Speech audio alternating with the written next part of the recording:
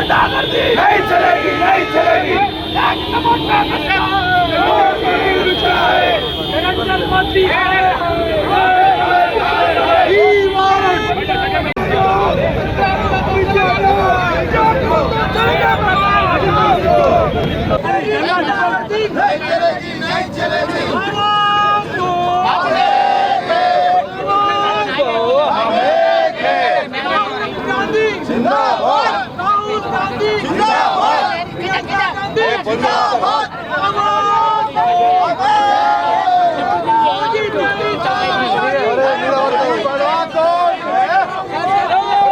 ఈ రోజు ప్రొద్దున నుండి ఢిల్లీలో విద్యార్థుల కోసం ఏదైతే మన నీట్ పేపర్ లీకేజ్ అయిందో వారి కోసం యువకుల కోసం ఎన్నో ప్రాణ ఫలితాలు చేశారు కాబట్టి వారి మద్దతుగా కాంగ్రెస్ పార్టీ తరఫు నుంచి ఢిల్లీలో సోనియా గాంధీ గారు, రాహుల్ గాంధీ గారు మా నాయకులైనటువంటి వారు నిరాదీక్ష చేస్తుంటే, ప్రియాంక గాంధీ గారు నిరాదీక్ష చేస్తుంటే, వారు శాంతియుతంగా చేస్తుంటే ఈ యొక్క ధర్మేంద్ర ప్రసాద్ అంటోడు విద్యార్థుల డిమాండ్ చేసిరు వెంటనే రాజీనామా చేయాలి.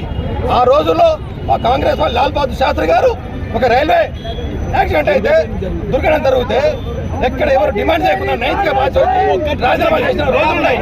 అటువంటి ఈ రోజుల్లో ఈ బీజేపీ నాయకులు వాళ్ళ స్వార్థాల కోసము పేపర్ లీకేజ్ అయినా కానీ కోట్ల రూపాయలకు స్కాములు చేసుకుంటా ఈరోజు విద్యార్థులకు బలిదానం చేసే విధంగా ఈరోజు చేస్తుంటే ఈ సిగ్గు చేయడం అనిపిస్తుంది.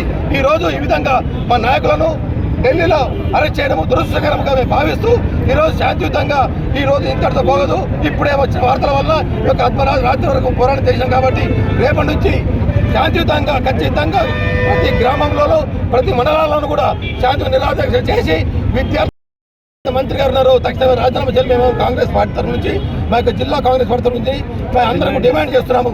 వారి ఇంతవరకు రాజీనామా చేసి 2 నెలలు అవుతుంది.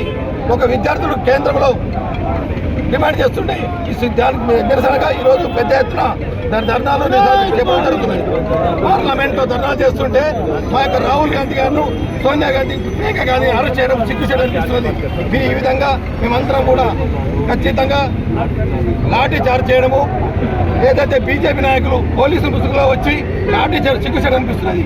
ఇదంతా చూస్తుంటే ఒక పథకం ప్రకారం చేస్తుంది కాబట్టి కాంగ్రెస్ పార్టీ దానికి మద్దతుదారులందరూ కూడా పెద్ద ఎత్తున రాహుల్ గాంధీ గారికి నోటుగా రక్తాలు వస్తున్నాయి. ఈ విధంగా ముసుగులో వచ్చి పోలీసు ముసుగులో వచ్చి బీజేపీ నాయకులు ఈ విధంగా చేయడం దౌర్జన్యం చేయడము ఒక దేశం గ్రహిస్తుంది. జిల్లా నాయకులు గ్రామ స్థాయిలో అందరూ గ్రహిస్తున్నారు కాబట్టి పెద్ద ఎత్తున నిరసన చేయడం జరుగుతున్నది.